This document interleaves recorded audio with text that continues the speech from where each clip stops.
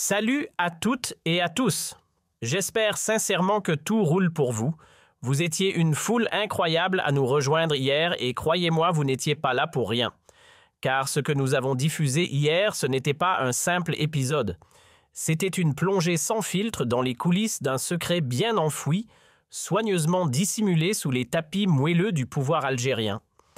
Il s'agit de nul autre que l'énigmatique Ibtissam Hamlaoui, ou devrais-je dire la main de fer sous le foulard soyeux du Croissant Rouge algérien, officiellement présidente d'une institution humanitaire, mais officieusement la chef d'orchestre silencieuse du régime.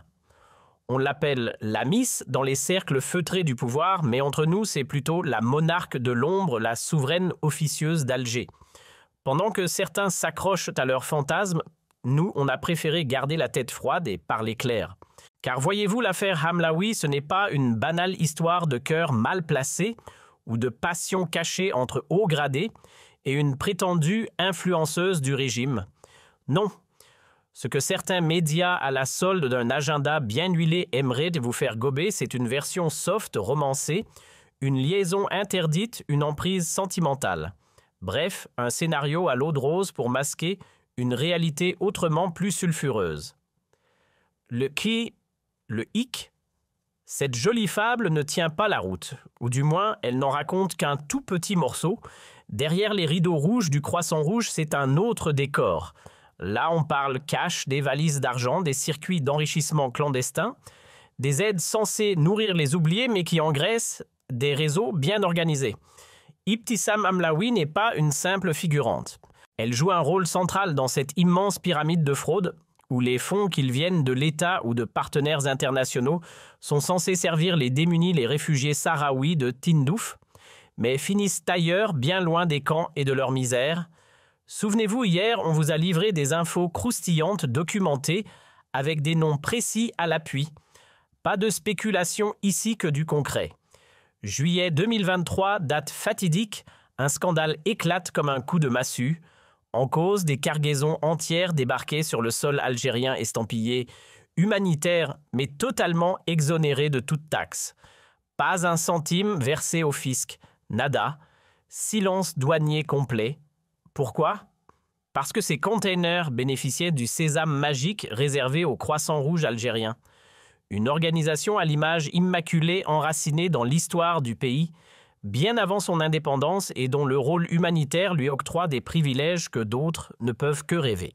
En gros, c'est l'un des rares organismes capables d'importer sans ouvrir son portefeuille à la douane. Mais voilà, derrière ce vernis philanthropique, certaines cargaisons cachent dans des secrets qui n'ont rien d'altruiste. Et c'est là que le vernis commence à craquer. Dans le monde très fermé des privilèges douaniers, il y a un joueur VIP, le Croissant Rouge algérien. Grâce à son statut quasi sacré, cette institution peut faire entrer sur le territoire des cargaisons entières venues de l'étranger sans avoir à débourser un seul dinar en taxes, que ce soit du matériel médical, des denrées alimentaires ou des équipements d'urgence. Tout ce beau monde passe la frontière sans encombre. Zéro douane, zéro impôt, c'est le tapis rouge version humanitaire. Mais attention, ces cadeaux fiscaux sont censés servir une cause noble. En théorie, ces biens doivent soulager les détresses humaines par remplir des entrepôts louches ou des poches bien placées. Problème, en juillet 2023, ce privilège a été perverti. Ce qui devait aider les plus démunis s'est mystérieusement évaporé dans des circuits bien opaques. Et là, la solidarité a un drôle de goût. Ce qui donne des sueurs froides à Madame Hamlaoui et à sa garde rapprochée, ce n'est pas une simple affaire de carton mal fermé. Non, ce qui les fait vaciller, c'est le cœur pourri d'un système où elle n'est qu'un pion bien maquillé. Car Ibtissam, malgré son titre ronflant de présidente du Croissant Rouge, n'est qu'une façade propre sur un édifice gangrené par la corruption. Derrière son sourire médiatique, c'est une véritable mécanique mafieuse qui s'active au sommet même de l'État. Des budgets censés sauver des vies sont siphonnés pour faire fleurir les comptes en banque d'un réseau opaque. On parle ici de blanchiment massif de pots de vin, de détournement à ciel ouvert, et au sommet de cette pyramide, des hommes de l'ombre, des conseillers bien placés, et même, tenez-vous bien, des proches du président Tebboune lui-même. Mais patience, leur nom. Je vous les dévoile en fin d'émission. Tenez-vous bien entre mai et juillet 2022 sous la direction de l'incontournable Hamlaoui, pas moins de 86 camions ont franchi les frontières algériennes estampillés Croissant Rouge. Oui, vous avez bien entendu, 86 mastodontes chargés jusqu'au toit. Officiellement, les documents remis aux douanes parlent de produits alimentaires, d'articles d'hygiène, de vêtements, de médicaments et même de matériel médical ou industriel, le tout, à destination des camps sahraouis de Tindouf. Ces convois humanitaires étaient censés voler au secours de quelques 180 000 réfugiés selon les chiffres récités par les autorités algériennes. On nous raconte que ces familles arrachées à leurs terres par la guerre entre le front Polisario et le Maroc devaient recevoir soutien, dignité et produits de première nécessité grâce à ces chargements. Mais comme vous vous en doutez, ce que l'on déclare sur papier ne reflète pas toujours ce que l'on retrouve sous bâche. D'après les informations rapportées en juillet 4, des fameux 86 camions auraient attiré l'attention des autorités. Sur le papier, ils étaient censés transporter uniquement des vêtements destinés aux réfugiés. Rien que du don solidaire, t-shirts, chaussures, usés mais propres manteaux en bon état, récoltés par des familles ou associations européennes sensibles à la détresse humaine. C'est le genre de chaîne de générosité que l'on connaît, on collecte, on emballe, on expédie vers les zones où la misère ne laisse aucun répit. Et dans le cas présent, ces envois étaient supposés soutenir les populations sahraouies, réfugiées dans les camps de Tindouf, où la survie quotidienne dépend largement de l'aide internationale. Mais selon les constats officiels, le contenu réel de ces conteneurs ne correspondait pas à ce qui avait été déclaré. Certains articles n'étaient ni annoncés ni conformes à la description transmise aux douanes. En somme, derrière le récit charitable, une autre histoire semble s'être jouée. À l'origine du moins, sur le papier, ces 4 conteneurs étaient censés n'embarquer que des habits destinés aux réfugiés. De quoi couvrir les corps et sauver un peu de dignité, vestes, casquettes, chaussures, tout ce qui peut aider quelqu'un à simplement se vêtir et supporter les conditions difficiles des camps. Mais d'après les récits rapportés, un signalement aurait déclenché une inspection. Douaniers et services de sécurité ouvrent alors les caisses, et là, surprise, les vêtements annoncés n'occupent qu'une place marginale. La cargaison principale serait composée de pièces mécaniques et d'huile pour moteur, des produits rares, très chers et particulièrement recherchés sur les marchés algériens. Selon ces informations, ces marchandises n'auraient pas poursuivi la route jusqu'au camp de Tindouf comme initialement déclaré. Autrement dit, ce qui devait habiller les plus démunis aurait en réalité pris une toute autre trajectoire. Souvenez-vous de ce qu'on a révélé hier, ce n'étaient pas des couvertures ou des pulls dans ces fameux conteneurs, mais bien des pièces détachées pour moteur, un trésor caché en pleine pénurie. Et tout cela orchestré selon les témoignages avec la bénédiction discrète du Croissant Rouge sahraoui et sous l'œil bienveillant de son chef Yahya Bini.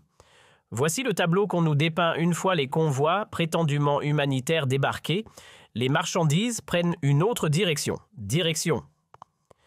Les circuits parallèles où les produits changent de main, puis finissent tranquillement revendus sur les marchés informels de Tindouf, avant d'être redistribués à travers d'autres wilayas du pays, l'Ouest notamment. Et dans tout cela, la bienveillance humanitaire devient un business rentable. Le Croissant Rouge, outil logistique de la contrebande, c'est la question.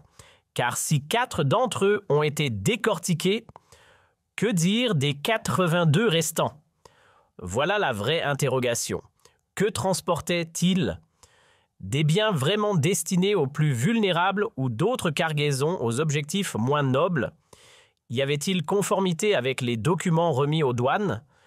En clair, si 4 camions sur 86 posent déjà question, peut-on encore croire au reste?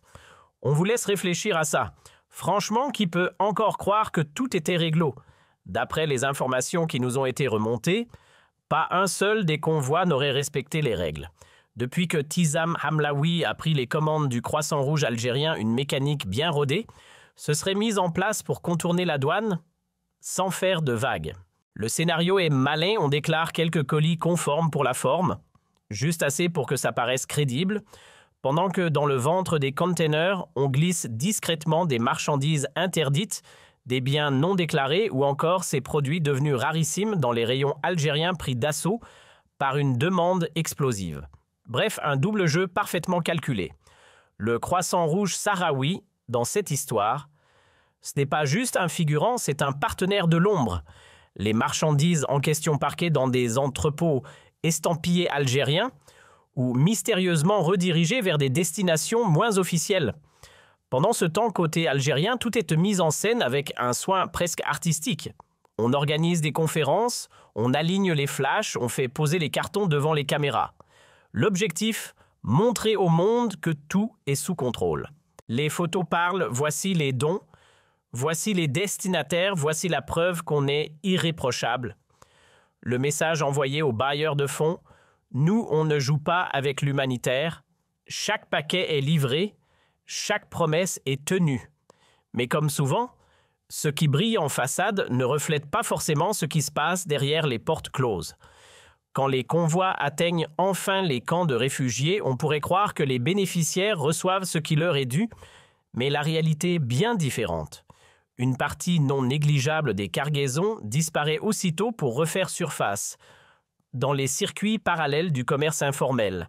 Et comme les pièces mécaniques, les produits rares ou les articles à forte valeur ne font pas joli à la télé, on préfère filmer 3 cartons de vêtements, quelques boîtes de conserve et 2 paquets de médicaments, histoire de soigner l'image. Pendant ce temps-là, les articles les plus lucratifs dissimulés habilement dans les mêmes conteneurs prennent un tout autre chemin. Certains seraient interceptés dans la capitale, d'autres revendus discrètement à Tindouf, parfois avec la collaboration silencieuse de figures bien identifiées, membres du Front Polisario, responsables du Croissant Rouge sahraoui, et son chef Yahya Bini, que nous avons déjà évoqué dans notre précédente vidéo. Et là, boum! Dès que les autorités mettent la main sur les 4 fameux conteneurs, tout explose. L'affaire devient impossible à enterrer. Et comme dans tout bon scénario, une première tête tombe. Ce n'est pas n'importe qui Ratiba Achour. Officiellement chargée des relations et des opérations internationales au sein du Croissant Rouge algérien, mais en coulisses, elle jouait un rôle bien plus central. Ratiba, c'était l'ombre portée de Tissam Hamlaoui, son bras droit, sa pièce maîtresse, celle qui exécute pendant que l'autre orchestre. Mais là où tout devient surréaliste, c'est ce qui suit. La justice, au lieu d'éplucher le réseau, va sortir sa baguette magique et hop, transformation complète du narratif. À travers une presse bien dressée, on nous sert une fable. Tout ceci ne serait que l'œuvre d'escrocs, sans scrupules, ayant volé l'identité du Croissant Rouge. Des imposteurs, des contrefacteurs qui auraient utilisé logos, tampons et documents officiels, comme s'il s'agissait d'un déguisement de carnaval pour duper les douanes et importer illégalement des marchandises étrangères. Bref, un joli conte, sauf qu'il y a un hic, les vrais acteurs sont dans l'institution, pas à côté. Vous savez quoi? Toute cette histoire de faux agents, c'est une fable. Une énorme farce montée de toutes pièces. Il n'y a jamais eu de réseau d'usurpateurs sortis de nulle part. Ceux qui ont été pointés du doigt étaient bel et bien des employés. Fonctionnaires cadres, travailleurs affiliés au Croissant Rouge algérien. Certains étaient même des collaborateurs directs de Tissam Hamlaoui, d'autres des profils un peu plus flous, intermédiaires, bien introduits, contrebandiers, recyclés en logisticiens humanitaires ou employés liés à des agences comme le HCR ou le Commissariat des réfugiés. Bref, des gens de l'intérieur, pas des fantômes. Et puisque les faits sont têtus, on a une preuve en image. Regardez bien cette photo. La personne au centre de ce réseau, elle pose tranquillement à 2 pas de Tissam Hamlaoui. Ce n'est pas une capture floue, ce n'est pas volé. C'est une photo officielle nette prise en pleine lumière lors d'un événement gouvernemental. La scène s'est déroulée le 8 juillet 2023, pas le 3 comme je l'avais cru au début, petite erreur de date. L'endroit, le cercle de l'armée à Beni Messou. Un lieu qui n'accueille pas des touristes, mais bien des réunions de haut niveau. Un lieu dépendant du ministère de la Défense. Et ce jour-là, c'est le Croissant Rouge lui-même qui y tenait un événement institutionnel majeur. Alors, encore envie de parler d'imposteur, c'est elle qui a fini derrière les barreaux. Elle qu'on a menottée, jugée, envoyée en prison pour 4 ans, ferme. Et sans surprise, c'est aussi son nom que la presse algérienne a balancé en boucle comme s'il fallait, à tout prix, désigner une coupable unique. Mais ce qui est encore plus fort, c'est la mise en scène. On l'a présentée comme une étrangère au système, une intruse qui se serait infiltrée au sein du Croissant Rouge algérien pour en détourner les ressources et couvrir un trafic digne d'un thriller de contrebande. Comme si elle avait volé un uniforme et bricolé un badge d'accès toute seule dans son salon. Sauf que voilà, cette histoire ne tient pas une seconde. Pourquoi? Parce qu'elle ne jouait pas les infiltrés, elle faisait partie du système. Sur la photo officielle du 8 juillet 2023, elle figure au beau milieu des cadres du Croissant Rouge. Et seulement 3 jours plus tard, le 11 juillet, les services de sécurité débarquent directement dans son bureau. Oui, son bureau.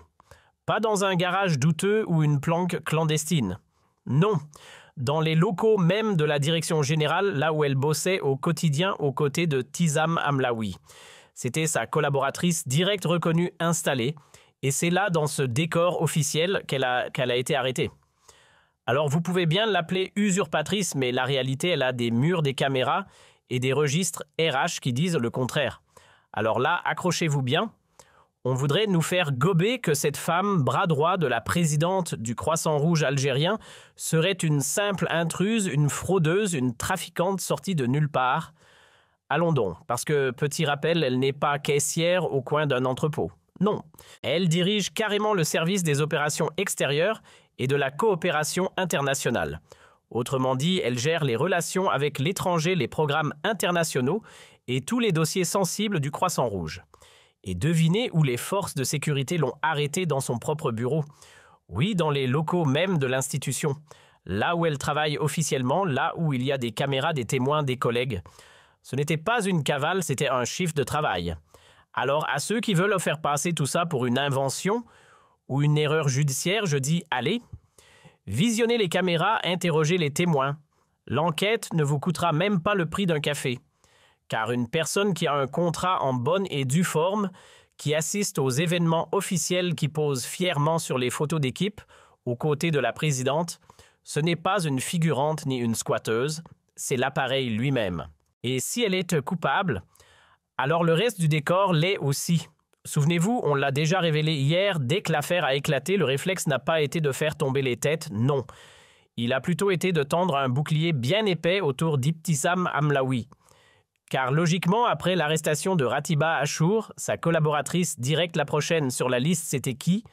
Et bien évidemment, la chef, la présidente du Croissant Rouge algérien en personne.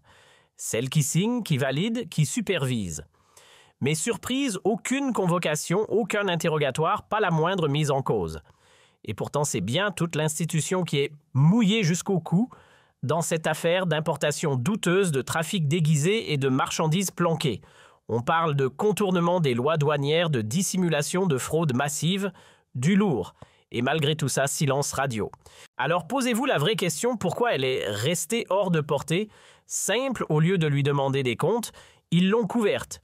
Pour éviter que la tempête ne touche Ibtissam Amlaoui, ils ont tiré une carte classique mais efficace, fabriquer une fiction. Selon cette version officielle, Ratiba Achour ne faisait même pas partie du Croissant Rouge. C'était juste une usurpatrice, sortie de nulle part, intégrée par magie à l'organigramme. Son mari, un personnage discret, mais opportunément exilé, en cavale à l'étranger. Et comble du spectacle, aucune alerte rouge d'Interpol, aucun mandat d'arrêt international. Non, silence poli comme s'il avait juste oublié de pointer au travail. Quant à Ratiba, elle a décroché une peine légère à peine 4 ans derrière les barreaux. Et encore, on parle déjà d'un rabais au prochain procès. L'accord est simple, en échange de leur silence, tous les accusés jouent la même partition. Ibtissam n'ont jamais entendu parler. On a fait ça entre nous comme de bons petits mafieux amateurs. Mais sérieusement, vous bossez pour le Croissant Rouge, vous exploitez son réseau, ses ressources, ses laissez-passer humanitaires. Et vous voulez nous faire croire que vous n'avez aucun lien avec sa présidente. C'est quoi ce scénario mal écrit? On dirait un mauvais téléfilm. Ils ont tous sans exception chanté le même refrain.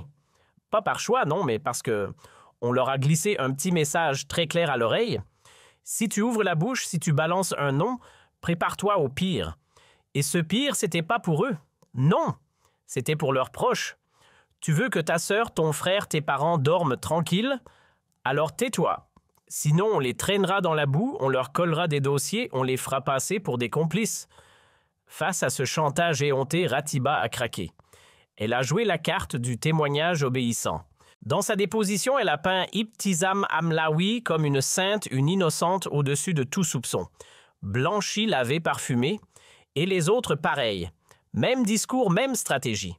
Pourquoi? Parce que tout le monde savait une chose, Hamlaoui ne tombera pas sans faire tomber les autres. Si je tombe, je les entraîne tous avec moi. Voilà ce qu'elle aurait dit. Et quand elle parle Ibtisam, elle balance tout qui a fermé les yeux, qui lui a donné le feu vert, qui l'a accompagnée dans ses manigances, qui l'a couverte, qui l'a manipulée, qui s'est servi d'elle pour transformer l'aide humanitaire en business d'import parallèle. Hamlaoui n'a jamais parlé en son propre nom. Non.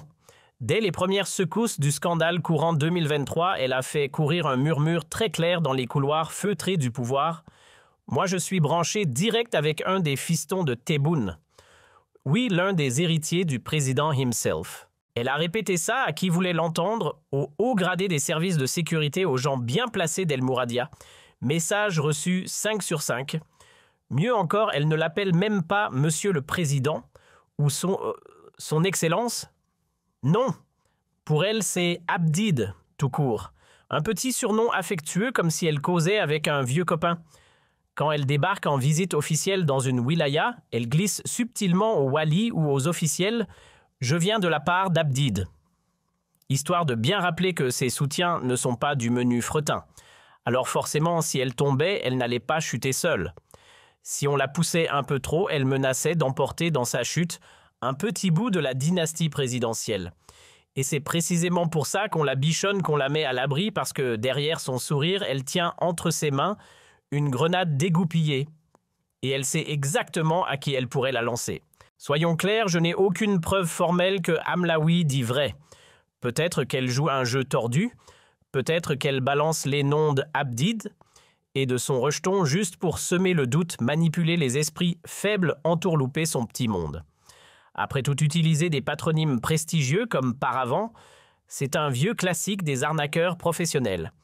Et si tout ça n'était qu'un écran de fumée, une manière bien rodée d'intimider, de gagner du temps, de se donner une allure intouchable, peut-être qu'elle bluffe à fond, qu'elle invente de toutes pièces ce lien supposé avec la famille présidentielle. C'est une hypothèse qu'on ne peut pas écarter. Mais justement, pourquoi ne pas vérifier? Ça ne coûte rien. Un petit interrogatoire, une convocation, un rapport bien ficelé, et on pose la question au plus haut niveau. Monsieur le Président, est-ce que par hasard l'un de vos fils connaît cette fameuse Hamlaoui? Un lien personnel, une relation privée, une ancienne proximité.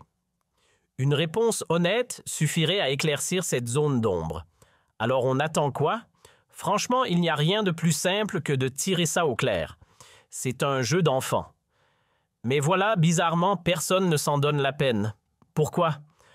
Parce que certains silences valent de l'or, parce qu'elle est ce genre de personne qu'on préfère ne pas déranger, intouchable, intenable, intouchée, et surtout personne, absolument personne, n'a envie qu'elle trébuche, qu'elle chute du piédestal qu'on lui a construit, ou pire encore, qu'elle finisse entre quatre murs à raconter ce qu'elle sait, parce qu'elle en sait long, très long. Et ce qu'elle pourrait révéler ferait trembler bien plus que des noms, c'est tout un édifice politique qui pourrait vaciller. Alors mieux vaut la chérir, la protéger, l'envelopper de silence. Parce que si un jour elle ouvre la bouche, si jamais elle crache le morceau, le raz-de-marée pourrait bien balayer cette fameuse Nouvelle Algérie d'un revers de vérité. Et ça, personne n'est prêt à l'encaisser. Personne. C'est